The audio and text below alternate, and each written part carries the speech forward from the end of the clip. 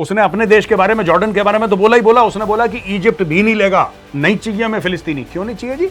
अब कहां गया तुम्हारा कि असी भी मुसलमान थे, तुसी भी मुसलमान। ब्लैक सितंबर हुआ था, मैंने बताया था ना, जब पाकिस्तानियों ने मारा था, पाकिस्तानियों ने फिलिस्तीनियों को मारा था, 10 से लेकर 25,000 काटे थे। 1967 में 6 डे वॉर हो गया, उसमें क्या हो गया? 1973 में यौम किपुर वॉर हो गया, उसमें क्या हो गया? वो कहेगा वल्लाह हबीबी हम तुम्हारा भाई होती, वो कहता नहीं भाई बाद में होती, पहले गोली खाती। सब मना कर। जय हिंद दोस्तों, मैं हूं मेजर गौरव आर्य और आप देख रहे हैं चाणक्य डायलॉग्स। इस वीडियो को लाइक करिए, हमारे चैनल को सब्सक्राइब करिए, बेल आइकन दबाना बिल्कुल मत भूलिएगा दोस्तों। अच्छा, मैं 2-3 दिन से एक बात कह रहा हूं तो मुझे काफी फीडबैक मिला है इसका कि मेजर साहब आप तो सांप्रदायिकता की बात कर रहे हैं, आप कम्युनल हो रहे हैं, आप एक खास परिप्रेक्ष्य में, ये जियोपॉलिटिकल प्रॉब्लम है इजराइल और हमास के बीच में, आप इसको जियोपॉलिटिकली नहीं देख ले। एज एन आर्मी ऑफिसर आपको इसको स्ट्रेटेजिकली और टैक्टिकली देखना चाहिए। आप इसको मजहब के लेंस से देख रहे हैं। तो मैं इन लोगों को यह बोलना चाहता हूं जो मुझे फीडबैक दे रहे हैं कि मेरे आदरणीय भाई बंधु, मैं गलत नहीं देख रहा, आप गलत देख रहे हैं। देखिए ऐसा होता है, अगर दुश्मन मैदान में आए क्रिकेट का बल्ला लेके तो आपको मजबूरन क्रिकेट खेलनी पड़ेगी। समझ रहे हैं? अगर दुश्मन मैदान में आए क्रिकेट का बल्ला लेके तो मजबूरन आपको क्रिकेट खेलनी पड़ेगी। अगर आप चाहते हैं कि कोई और गेम खेला जाए तो सबसे पहले आप मैदान में फुटबॉल लेके या वॉलीबॉल लेके पहुंच जाइए। ठीक है ना? अब मैं आपको बताता हूं ये गेम का मैंने आपको क्यों बताया, ये चक्कर क्या चल रहा है। देखिए, ईरान एक इस्लामिक देश है, आपको पता है। 1979 के बाद ईरान पे सैंक्शंस लग रहे हैं और लगातार दर लगातार सैंक्शंस लग रहे हैं। बीच में ईरान को ब्रीदिंग स्पेस मिला, उसके बारे में भी हम कवर कर चुके हैं, मेजरली राइट पे भी कवर कर चुके हैं और द चाणक्य डायलॉग्स हिंदी और इंग्लिश में भी कवर कर चुके हैं। ब्रीदिंग स्पेस ऐसा मिला कि कुछ अमेरिकनों को ईरान ने पकड़ लिया और कुछ ईरानियों को अमेरिकनों ने पकड़ लिया। इनकी फेरबदल हुई और फेरबदल में ईरान का जो पैसा था विदेश में, जो अमेरिका ने फ्रीज कर रखा था, क्योंकि अमेरिका पूरा इंटरनेट बैंकिंग और ये ग्लोबल फाइनेंस अमेरिका कंट्रोल करता है, अमेरिका ने ईरान का पैसा फ्रीज कर दिया। अमेरिका को मजबूरन वो $6 अरब अनफ्रीज करने पड़े और लोगों का यह कहना है कि उसकी वजह से हुआ यह हमास का अटैक इजराइल पे, जो पिछले गए सैटरडे को हुआ था। दोस्तों 2-3 चीजें मैं आपको क्लियर बता दूं, ये चक्कर क्या चल रहा है, ईरान ने अब बोला क्या है, ये जानना बहुत जरूरी है। आप मुझे बोल सकते हैं कि मेजर आप इसको सांप्रदायिक कर रहे हैं। सांप्रदायिक है, मेजर नहीं कर रहा।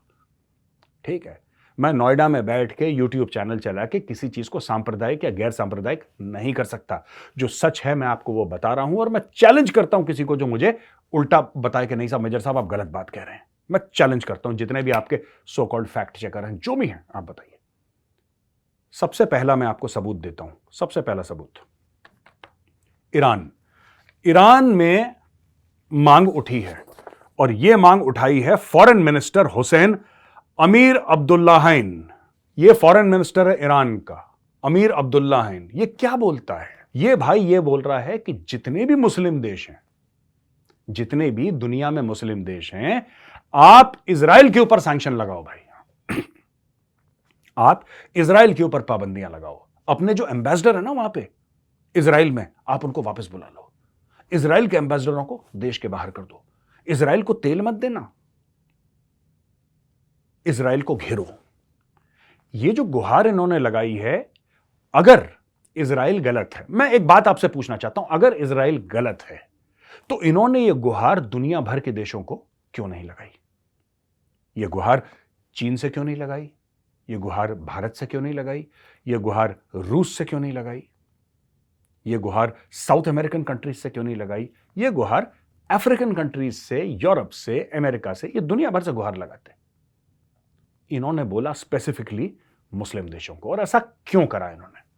क्योंकि ईरानियन जानते हैं, कम से कम ईरानियन कितने भी हों, कैसे भी खराब हों, जो भी करते हो यार, ठीक है, मैं सरकार की बात कर रहा हूं, मैं लोगों की बात नहीं कर रहा। लोग बड़े अच्छे हैं, सरकार उनकी क्रैक है थोड़ी सी।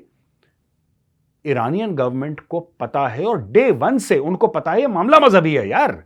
इसका पील कमीशन की रिपोर्ट ने क्या लिखा था, राइट? पील कमीशन में क्या था?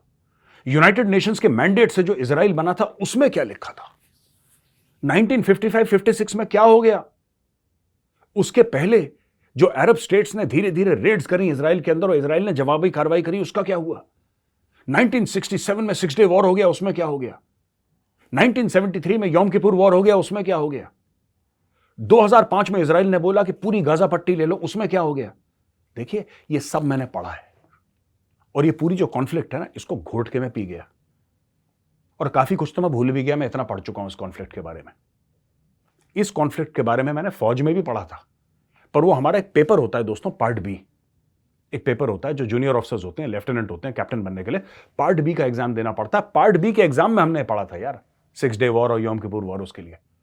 तो मैं आपको एक बात बताना चाहता हूं यहां पे, इस चीज का ध्यान रखना आप, ठीक है ना? ये सब मुझे पता है और ये सब जानने के बाद मैं आपको कह रहा हूं कि पूरा मामला मजहबी है, ये मामला जियोपॉलिटिकल नहीं है, ठीक है?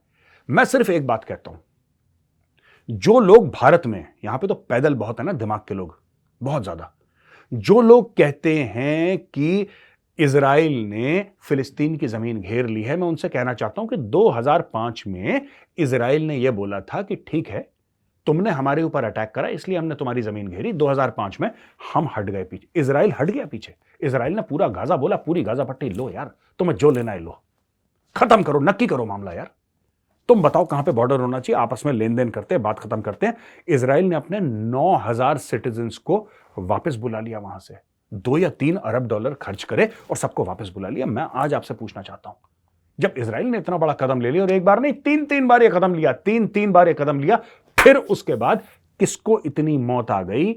ठीक है, भारत में भी और हर जगह किसको ये मौत आ गई? जो लोग कहते हैं from the river to the sea Palestine will be free. वो रिवर कहां है और वो सी कहां है, जरा ये बताना मुझे भैया। और मैं इन लोगों से ये पूछना चाहता हूं, do you recognize Israel's right to exist? सिर्फ कितनी जमीन किसके पास होगी, मारो गोली, वो बात का डिस्कशन है। बताओ ना, बताओ। जो इंडिया में बुद्धिजीवी हैं, जिनके दिल में फिलिस्तीन का दर्द जाग रहा है, अलीगढ़ मुस्लिम यूनिवर्सिटी वालों ने तो साफ बता दिया। वो ये नहीं, अलीगढ़ मुस्लिम यूनिवर्सिटी वाले, मैं एक चीज में अप्रिशिएट करता हूं उनको, वो क्लियर हैं यार, वो झूठ नहीं बोल रहे। मक्कारी आप में और मुझ में है, उनमें मक्कारी नहीं है। वो कह रहे हैं साहब हम इसलिए सपोर्ट करते हैं फिलिस्तीन को क्योंकि अस्सी भी मुसलमान थे, तुसी भी मुसलमान, बस कहानी खत्म यार। उनका चैप्टर ही वही है। उनका नारा क्या लगा था अलीगढ़ में, तेरा मेरा रिश्ता क्या ला इलाहा इल्लल्लाह, बस कहानी खत्म हो गई। Matter ends there. It does not matter यार, कोई फर्क नहीं पड़ता आप कैसे हो, आप क्या जुल्म कर रहे हो, आप टेररिस्ट हो, आपके पास सुसाइड बॉम्बर हो, आपने बच्चों को मार दिया, 40 बच्चों की आपने हत्या कर दी, जिंदा जला दी, उससे कोई फर्क पड़ता ही नहीं है। 80 भी मुसलमान थे, तुसी भी मुसलमान, कहानी खत्म। चैप्टर ही वही है, वो खुद कह रहा है चैप्टर वो है। लेकिन अगर गौरव आर्या ये रिपीट कर दे कि अलीगढ़ मुस्लिम यूनिवर्सिटी वालों ने क्या बोला था, तो गौरव आर्या कम्युनल बन जाता है। तो मैं ये सवाल पूछना चाहता हूं, do you recognize the right of Israel to exist? क्या आप मानते हो, क्या इजराइल को होना चाहिए कि नहीं होना चाहिए? जमीन किसके पास कितनी जाएगी, गजा किसके पास जाएगा, और गोलान हाइट्स का क्या मामला है, छोड़ो ना यार, वो नेक्स्ट स्टेप है, वो नेक्स्ट सवाल है। पहला सवाल यह है कि क्या आप मानते हो कि इजराइल होना चाहिए? 99% मुस्लिम कंट्रीज कहते हैं नहीं होना चाहिए। वो मुंह पे कुछ भी बोलें, वो मुंह पे बोलेंगे 2 स्टेट सोल्यूशन। आम जनता से पूछ लो, they don't recognise the right. और काफी ऐसी मुस्लिम कंट्रीज हैं, they don't recognise the right of non Muslims to exist. यार क्या बात कर रहे हो आप, यहूदी तो इतने से हैं, Jews are very few in number, they don't recognize. Pakistani cricketers are on record saying that. Pakistani cricketers कहते हैं कि जो 6 अरब नॉन मुस्लिम हैं दुनिया में, वो भी लाइन पे आ जाएंगे, सबके सब को हम कलमा। ये है इशू। अब इसको मैं नॉन कम्युनल और नॉन रिलीजियस कैसे बनाऊं? मैं कोई नफरतें नहीं फैला रहा यहां पे बॉस, मैं यहां पे बैठ के कोई आपको गलत बात नहीं बता रहा। जो लोग कह रहे हैं मैं उनको कोट कर रहा हूं, मैं आपको प्रूफ दे रहा हूं कि लोग ऐसा कह रहे हैं। और ये रेडी चलाने वाला नहीं है, ये फॉरेन मिनिस्टर है ईरान का, वो कह रहा है all the Muslim countries get together. ठोको इसको। They do not recognise the right of Israel to exist. और लड़ाई उसकी है यार, लड़ाई जमीन की है ही नहीं, ये लड़ाई मजहब की है, और आपको समझना पड़ेगा लड़ाई मजहब की है। It is now time to take sides. एक तरफ हमास और पैलेस्टीन, और जो पैलेस्टीनियन ये कहते हैं ना कि नहीं हमास डज नॉट रिप्रेजेंट, झूठ बोलते हैं, चोट्टे हैं वो, they are liars. All of them support Hamas and nobody supports the right of Jews to exist. मैं आपको बता रहा हूं, आज पूछ लो इनसे, ये नहीं चाहते, ये नहीं चाहते कि यहूदी जिंदा रहें। और इनका बात जमीन की नहीं है, जमीन की प्रॉब्लम जरूर है, मैं मना नहीं कर रहा, लेकिन पहली प्रॉब्लम यह है कि गैर मुस्लिम यहां पे कैसे आ गया। That is the first chapter of the book. ये जो इनका कॉपी बुक है ना इनकी, जो इन्होंने लिख रखा है, That is the first chapter of their copybook. Jews should not exist there. This is what they say. ये बात है दोस्तों, समझ लेना आप जो मैं आपको बात बता रहा हूं. इन्होंने बोला, पहले यही फॉरेन मिनिस्टर, ये आतंकवादी फॉरेन मिनिस्टर है, इसका नाम है हुसैन अमीर अब्दुल्लाहिन. एक तो इसके मां बाप को यह बोलना चाहिए कि क्या तुमने इतना लंबा चौड़ा नाम रख रखा. हुसैन अमीर अब्दुल्लाहिन, खैर जो भी है. अमीर आतंकी ने यह बोला है, इसको हम अमीर आतंकी बोलेंगे. अमीर आतंकी ने यह बोला है कि एक रेसिस्टेंस फ्रंट बनाओ यहूदियों के खिलाफ. ये इसके पहले के स्टेटमेंट हैं. यह रेसिस्टेंस फ्रंट बनाओ, इसमें शामिल होगा हिजबुल्लाह, क्योंकि हिजबुल्लाह ईरान ने क्रिएट करा है. हिजबुल्लाह ईरान ने क्रिएट करा है, ठीक है ना. यह कह रहा है कि इसके साथ रेसिस्टेंस फ्रंट बनाओ. ईरान के supreme leader Ayatollah Ali Khomeini ने क्या बोला है कि Muslims world wide and resistance forces would be unstoppable if Israel's action in Gaza persisted. चल झूठे, तूने पहले क्या कर लिया जो तू अब कर लेगा. करके दिखाना यार, बोलना क्यों है, करके दिखा, करके दिखा. यह कह रहा है कि मुस्लिम्स वर्ल्ड वाइड. मैं आपको बता रहा हूं ना, ये ईरान का हेड है यार जो बोल रहा है. ये फॉरेन मिनिस्टर भी नहीं है, ये इनका हेड ऑफ स्टेट है खुमैनी. ये इनका टॉप बॉस है. इनका टॉप बॉस कह रहा है, खुल के कह रहा है कि सारे मुसलमान इकट्ठा होके हम इजराइल को निपटा देंगे. तो भाई साहब, आज तक तुम्हारे हाथ में मेहंदी लगी थी? जबान इतनी लंबी है, लाठी है नहीं हाथ में. यह है चक्कर. देखो, ये खुमैनी कहता है, इसका स्टेटमेंट क्या है? Muslims world wide and resistance forces would be unstoppable. Unstoppable, आप उनको रोक नहीं सकते, वो चढ़ जाएंगे यहूदियों के ऊपर. ठीक है. He stated that individuals residing in Israeli settlements in occupied Palestine are not civilians but are predominantly armed. ये देखो, मैं बता रहा हूं, ईरान इज अ रोग स्टेट. ईरान जो है ना, इसके जो ये पागल मुल्ला हैं जो ईरान को, ये खुमैनी टाइप के, दीज क्रैकपॉट्स,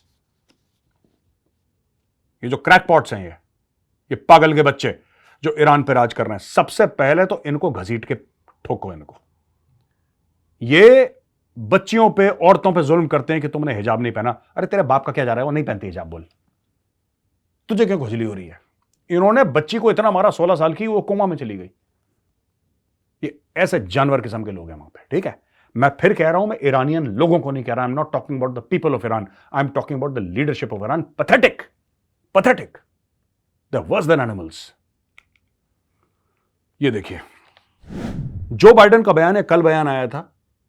जो बाइडेन ने साफ कह दिया है कि बॉस ऐसा है, ये जो अस्पताल में स्ट्राइक हुई थी जिसमें 500 लोग मरे थे, इजराइल ने सबके सामने प्रूफ दे दिया.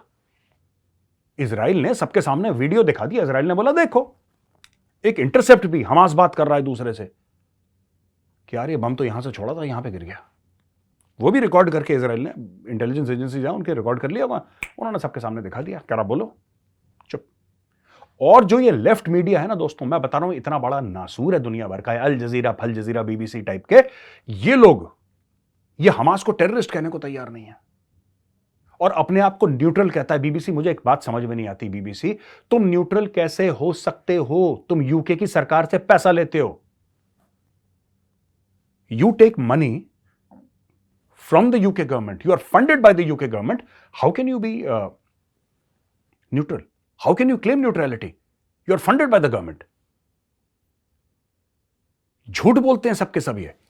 अब जब इजराइल ने प्रूफ दिखा दी, ठीक है, तो अब हमास वमास का और ये लेफ्ट लिबरल टाइप के जो लोग होते हैं, गिगियाते, अब इनको ये नहीं पता लग रहा कि हम कैसे काउंटर करना. चुप, इमीडिएटली इनको अपोलोजाइज करना चाहिए था. इन्होंने नहीं करा अपोलोजाइज भाई, इन्होंने नहीं करा अपोलोजाइज. इसलिए मैं कह रहा हूं, मैं बार बार, मैंने ट्वीट भी करा था आज, it is now time to take sides. ये जो फेंस पे हम लोग बैठे रहते हैं ना कि बुरा लगेगा, अच्छा लगेगा, फेंस सिटिंग बंद कर दो बॉस. इस लड़ाई में कोई न्यूट्रल गियर नहीं है. और ये लड़ाई, अगर आप ये सोच रहे हो, अगर आपके मन में ये गलतफहमी है कि ये लड़ाई इजराइल और हमास के बीच में है, I am sorry, I am sorry. ये लड़ाई आपके गली मोहल्ले की है और ये जितनी जल्दी आपके गली मोहल्ले में पहुंचेगी, आपको लगता है पाकिस्तान वहां पे प्लान नहीं कर रहा? पाकिस्तानी अपने आतंकी नहीं भेजना चाहते? जिस दिन उनको, ईरान के पास जैसे ही उनका $6 अरब अनफ्रीज हुआ, उन्होंने कर दिया ना खेल. जिस दिन पाकिस्तान के पास ऐसा पैसा आ गया, पाकिस्तान के पास कुछ फंड्स आ गए, जो वो स्पेयर कर सकते हैं, सबसे पहला पाकिस्तान आतंकी हमला भारत के अंदर करेगा, सबसे पहले। मैं आपको बता रहा हूं ये बात, तालियां पीट लो। रोहित शर्मा ने इतने रन बनाए और शाहीन ने बड़ी अच्छी बॉलिंग करी, आप लोग तो इसी में हो ना, आपके लिए यही बहुत बड़ी बात है। स्टेडियम में हमने पाकिस्तान को हरा दिया। ये मैच हुआ क्यों, ये सवाल कोई नहीं पूछ रहा। पाकिस्तान को हरा तो क्या हुआ यार, ये तो क्रिकेट का मैच है, कोई ना कोई जीतेगा, कोई ना कोई हारेगा, दैट्स ओके। कोई तीर तुक्का नहीं मारा अपने पाकिस्तान को हरा के, जो इतना खुशियां मना रहे हो यहां पे। ये मैच हुआ क्यों, ये सवाल कोई नहीं पूछ रहा। You are playing with terrorists, आप आतंकियों के साथ क्रिकेट खेल रहे हैं, आप आतंकवादियों को इंकरेज कर रहे हैं। ये Shaheen, Babar Azam, all these are terrorists. आप इनके दिल के अंदर देखिए, इनके दिल के अंदर आतंकी है। आप इनसे पूछिए, आप एक को पकड़ के पूछिए, शाहीन को पकड़ के पूछिए कि आप लश्कर तैयबा, ठीक है, जैश ए मोहम्मद जिसने पुलवामा करा था, आप इसको कंडेम करते हैं? पूछिए, इसके सामने माइक डालिए इसके मुंह के अंदर, पूछिए, कुछ नहीं बोलेगा ये, कुछ नहीं बोलेगा। मैं बता रहा हूं, इन पाकिस्तानियों को पूछना चाहिए कि आप कंडेम करते हो क्या? जो भारत में इतने लोग यहां पे मारे गए, हमारी पार्लियामेंट के ऊपर अटैक हुआ, 26/11 हुआ यहां पे, ये जितने भी इंसिडेंसेस हुए, आप इसको कंडेम करते हो? नहीं करेंगे ये लोग, मैं बता रहा हूं आपको, ये कभी कंडेम नहीं करेंगे, क्योंकि हाफिज सईद इनका हीरो है। मैं आपको बार बार कहता हूं, आप लोगों को बात समझ में नहीं आती है। ये जो है ना, ये बाबर आजम वगैरह, इनका हीरो है हाफिज सईद। इसकी फोटो लगा के माथा टेकते होंगे रोज उसके सामने, इनका भगवान है वो हाफिज सईद। भाई आप कुछ, चलो इंडिया को छोड़ो, इंडिया को छोड़ो, चलो कोई बात नहीं, इंडिया के साथ दुश्मनी है, कोई बात नहीं। किसी भी पाकिस्तानी क्रिकेटर से यह पूछ लो कि आप ओसामा बिन लादेन के बारे में क्या राय रखते हैं, वो चला जाएगा चुपचाप, जवाब नहीं देगा, नहीं देगा जवाब वो। या अगर आपको जवाब देगा तो बोलेगा कि नहीं चलो हां उसने गलत करा, लेकिन उसके साथ भी तो गलत हुआ था, इसलिए जब जुल्म होता है तो इंसान। आप बाबर आजम से पूछ लो, आप वो अफरीदी है लड़का, उससे पूछ लो, मोहम्मद रिजवान तो खैर पिच पे ही नमाज पढ़ता है, उससे पूछ लो, सबसे पूछो ना। इंडिया को छोड़ो यार, 26/11 हुआ, लीव इट। आप पूछो, आप ओसामा बिन लादेन के बारे में क्या सोचते हो, आपकी क्या राय है? पूछे कोई मीडिया वाला, आपने क्या खाया, आपने बिरयानी खाई, आपने कोरमा, बस यही बकवास पूछते रहो उनसे। उनसे पूछो ना, आप ओसामा बिन लादेन के बारे में क्या सोचते हो? कुछ नहीं, बस what do you think about Osama bin Laden, आपकी राय क्या है ओसामा बिन लादेन के बारे में, बताओ। दोस्तों खबर यह है कि जॉर्डन और इजिप्ट ने बोल दिया है कि ये जो पैलेस्टीनियंस भाग रहे हैं ना, इनका हमारे देश में स्वागत नहीं है। ये तो हम 2-3 दिन से आपको बता ही रहे हैं, और मैं बोल ही रहा था ये लोग नहीं लेंगे यार, ये लोग नहीं लेंगे। इनको भी पता है, ये सपोर्ट पूरा करते हैं ट्विटर पे। फिलिस्तीनियों के लिए हमारा दिल धड़कता है, वल्ला हबीबी हमारा दिल धड़कती, फिलिस्तीनी हमारे भाई होती, ये सब बोलते हैं। एक फिलिस्तीनी को अपने घर में लेने को कोई तैयार नहीं, क्योंकि उनको पता है पनौती है, इनको पता है ये इजिप्ट जाएंगे, इजिप्ट में आग लगाएंगे। जॉर्डन में जैसे इन्होंने 1970 में आग लगाई थी, ब्लैक सितंबर हुआ था, मैंने बताया था ना, जब पाकिस्तानियों ने मारा था, पाकिस्तानियों ने फिलिस्तीनियों को मारा था, 10 से लेकर 25,000 काटे थे एक हफ्ते में। इनको पता, ये मना कर रहे हैं, देखो ये मना कर रहे हैं। Jordan and Egypt refuse to accept Palestinian refugees. और इसने बोला क्या है, देखो जी देखो, मोटी बात सुनो। इसने बोला है कि this is a red line, ये लक्ष्मण रेखा है। ये कौन कह रहा है? King Abdullah two of Jordan ये कह रहा है कि ये रेड लाइन है, ये हमारी लक्ष्मण रेखा है। No refugees to Jordan and also no refugees to Egypt. उसने अपने देश के बारे में, जॉर्डन के बारे में तो बोला ही बोला, उसने बोला कि इजिप्ट भी नहीं लेगा, नहीं चाहिए हमें फिलिस्तीनी। क्यों नहीं चाहिए जी? अब कहां गया तुम्हारा कि असी भी मुसलमान थे तुसी भी मुसलमान, अब कहां गया? नहीं ले रहे ये लोग। जब मैं कहता हूं कि फिलिस्तीनी पनौती हैं तो आप लोग कहते हो अरे मेजर साहब बड़े कम्युनल है। अब बोलो किंग जॉर्डन अब्दुल्ला को कहो कि बेटा अब्दुल्ला तू भी कम्युनल है, बोलो इसको। ये कह रहा है, ये राजा है जॉर्डन का भैया। इजिप्ट का जो है प्रेसिडेंट वो कह रहा है हमें नहीं लेना। अब देखो इजिप्ट के प्रेसिडेंट का स्टेटमेंट क्या है, ये मैं आपको पढ़ के दिखाता हूं। इसका नाम है, इजिप्ट के प्रेसिडेंट का नाम है president Abdel Fattah al Sisi. Abdel Fattah al Sisi कहता है कि displacement of Palestinians from Gaza to Egypt means the same displacement to take place for Palestinians from the West Bank into Jordan. Subsequently, the Palestinian state we are talking about and that the world is talking about will become impossible to implement because of the land is there, but the people are not there for. ये देखो, ये चाहता है कि खजूर भी खाए और उसमें से गुठली भी ना निकले। ये क्या रहा है देखो, इतना शाना है अलसीसी। अलसीसी आई लव यू। अलसीसी ये कह रहा है कि देखो अगर फिलिस्तीनी फिलिस्तीन से बाहर चले गए तो पैलेस्टीनियन स्टेट की जो बात कर रही है, वो दुनिया बात कर रही है, वो कैसे बनेगा? वो तो बन ही नहीं सकता, क्योंकि वहां पे जमीन पैलेस्टीन की होगी लेकिन पैलेस्तीनी होंगे ही नहीं वहां पे। जब वो वहां पे होंगे ही नहीं तो फिर स्टेट किसके लिए बनेगा? नॉमन तेल होगा, नारादार मैच आएगी, thank you very much. Saudi Arab ने मना कर दिया है, ठीक है, नहीं ले रहा सऊदी अरब। डाल के देखो एक पैलेस्टीनियन, फौज खड़ी है वहां पे, वो कहेगा वल्ला हबीबी हम तुम्हारा भाई होती, वो कहता नहीं भाई बाद में होती, पहले गोली खाती। सब मना कर रहे हैं, कोई पैलेस्टीनियंस को नहीं ले रहा, और ये सब मुस्लिम देश हैं। ये क्यों नहीं ले रहे पैलेस्टीनियंस को, आप बताइए। मैं आपसे पूछना चाहता हूं क्यों नहीं ले रहे, और जितने लोग हैं भारत में जिनका दिल धड़कता है फिलिस्तीन के लिए, हमास के लिए, मैं चाहता हूं उनसे पूछना है। और आज मेरा सवाल है आपसे, क्यों नहीं ले रहे ये लोग? इतिहास पढ़िए, तब आपको पता लगेगा ये कितनी बड़ी पनौती है फिलिस्तीनी। ये जहां जाते हैं ना उस देश को रगड़ देते हैं। इन्होंने जॉर्डन को रगड़ दिया, इसका बाप ही था राजा, ये जो अभी जॉर्डन का किंग है, इसका बाप था राजा उस वक्त, इसके बाप को रगड़ दिया था उन लोगों ने। दे ट्राई टू, वो रेफ्यूजी थे जॉर्डन में, इसके बाप को निपटाने की कोशिश करी थी। अब ये भूलेगा जिसके बाप को निपटाने की लोग कोशिश करेंगे? बेटा कभी नहीं भूलेगा। उसने बोला नहीं, अभी भी दूर से दुआ सलाम अस्सलाम वालेकुम, दूर से, पास मत आना, यहां पे निपटा दिया इसने। ये देखिए मोहम्मद सलेह एक फुटबॉलर है, या दिन की आज हमारी आखिरी खबर है, लिवरपूल के लिए खेलता है मोहम्मद सलेह ने बोला है कि मैं पैसे दूंगा, उसने दे भी दिए पैसे, इजिप्शियन रेड क्रेसेंट जो सोसाइटी है, जो कि एक एनजीओ टाइप का है, जो और भी काम करता है लोगों का, अस्पताल और रेफ्यूजीज, ये सब जो काम होता है, रेड क्रेसेंट। तो इन्होंने, जैसे रेड क्रॉस होता है ना, अब वो इस्लामिक कंट्रीज हैं, क्रॉस कैसे बोलें, मजहब खतरे में आ जाएगा, तो इन्होंने अपना रेड क्रेसेंट बना लिया रेड क्रॉस के नकल में। तो वही काम रेड क्रॉस जो करता है वो रेड क्रेसेंट करता है, उसको उसने पैसे दे दिए, क्योंकि इस बंदे को इजिप्ट वाले बड़े गालियां दे रहे थे कि भाई तू इजिप्शियन है और तू फिलिस्तीनियों के लिए आवाज नहीं उठा रहा। क्यों नहीं आवाज उठा रहा? तू तो इतना बड़ा फुटबॉलर है, लिवरपूल के लिए खेलता है, ग्लोबल स्टार है, अपने सोशल मीडिया का इस्तेमाल कर, मेन स्ट्रीम मीडिया का इस्तेमाल कर, कुछ तो कर। तो इसने फिर मिली जुली सी इसने स्टेटमेंट दे दिया कि वायलेंस हो रहा है, मेरा दिल बहुत दुख रहा है, और उसने पैसे वैसे देके अपना पिंड छड़ाया। बॉस बात यह है कि इसका नाम है मोहम्मद सलेह को एक बात यह पूछनी चाहिए थी, कह रहा मैं पैसे तो दे रहा हूं, लेकिन यार इजिप्ट एक छोटा सा काम करो, तुम्हारा दिल बड़ा धड़क रहा है फिलिस्तीन के लिए, तुम कह रहे हो कि जी 80 भी मुसलमान थे, तुम मुसलमान, यार 20, 30, 40, 50 हजार को तो ले लो इजिप्ट में, कोशिश करो थोड़ी सी। तो दोस्तों मेरा आखिरी सवाल यही है, नीचे कमेंट पे लिखिए कि फिलिस्तीनियों को, जो मुस्लिम देश जिनका बॉर्डर है इजराइल के साथ या बॉर्डर है पैलेस्टीन के साथ, ये दिल से, ट्विटर से, इंस्टाग्राम से, यूट्यूब से, अखबार से, टेलीविजन से, है ना, आत्मा से, हर चीज से सपोर्ट कर रहे हैं, लेकिन एक फिलिस्तीनी को वहां पे इन्होंने मशीन गन लगा रखी है बॉर्डर पे, बता रहा हूं आपको, मशीन गन लगा रखी है। बोला बेटा तू घुस के तो दिखा, घुस के दिखा, तब हम तेरे को बताते हैं कि बैंड कैसे बजता है। तो दोस्तों ये स्टोरी और आज का वीडियो यहीं पे खत्म होता है। अब हम आते हैं क्वेश्चन एंड आंसर्स पर। दोस्तों पहला सवाल है बम्बर सिंह, क्या नाम है, बम्बर जी नमस्कार।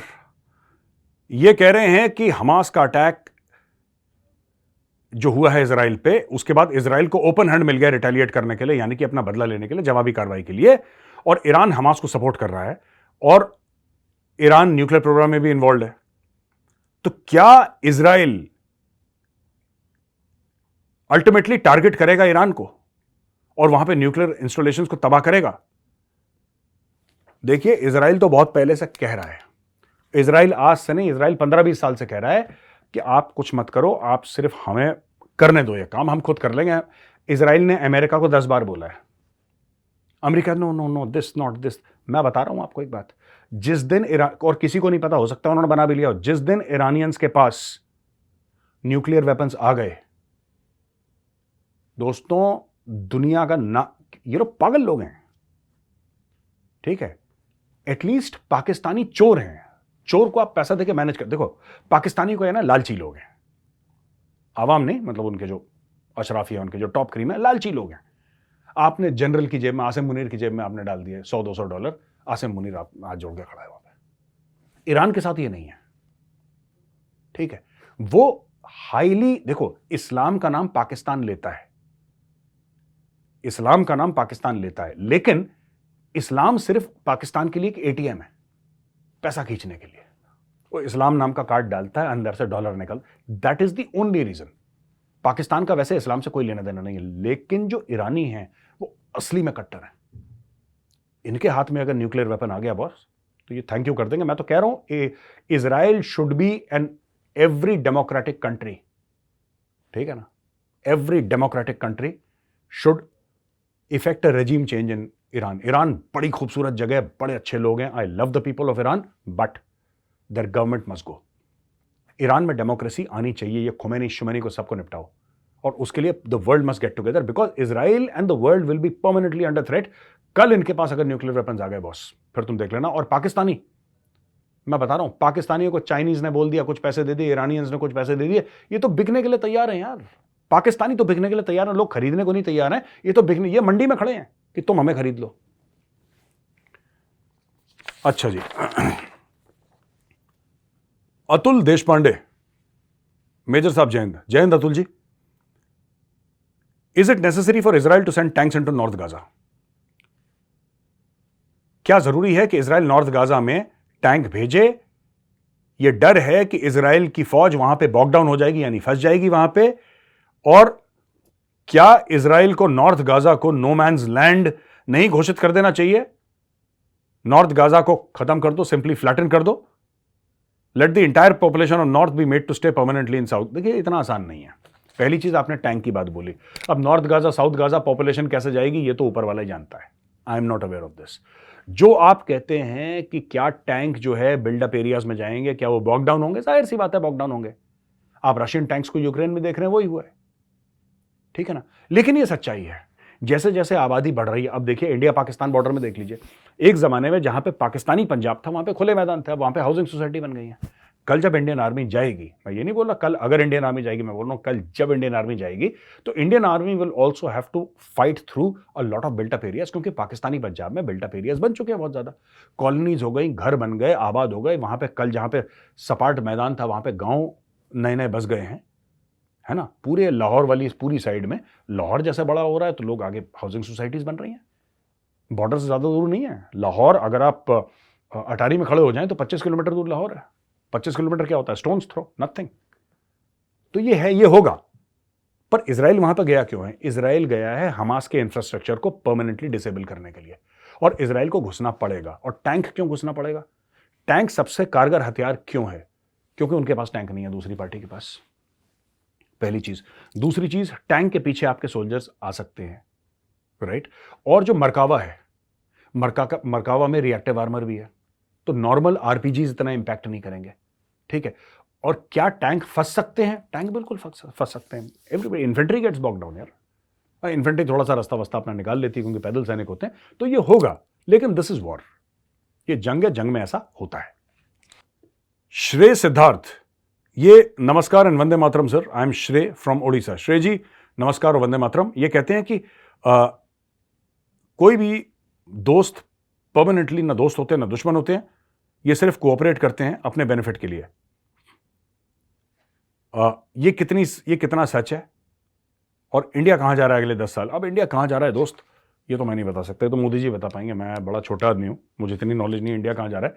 मुझे इतना पता है राइट डायरेक्शन में जा रहा है, लेकिन कहां जा रहा है, कहां पहुंचेगा, ये सवाल आप मोदी जी से करिए, ठीक है ना। I am nobody, I don't have that knowledge.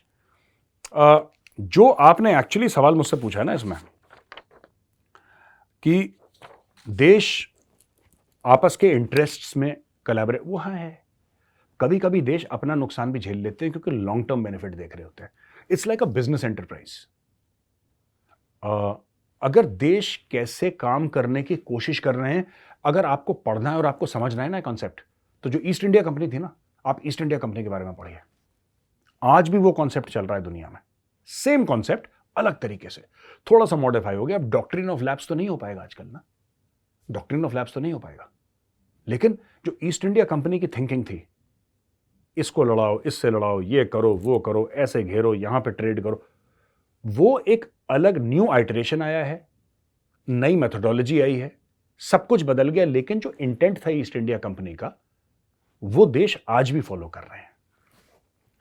ये कह रहे हैं कि लोग जो गाजा में थे उनको पक्का पता था कि हमास जब 5000 रॉकेट फायर कर रहा है, ट्रांसपोर्ट कर रहा है, कि it is impossible that Gazans would not have known anything beforehand. ये ऐसा हो ही नहीं सकता कि 5-7 हजार रॉकेट वहां से फायर हो रहे हैं। क्या इनको नहीं दिखे कहां से फायर हो रहे हैं? क्योंकि वो तो डेंसली पॉपुलेटेड इलाका है, 20-25 लाख लोग वहां पे रहते हैं।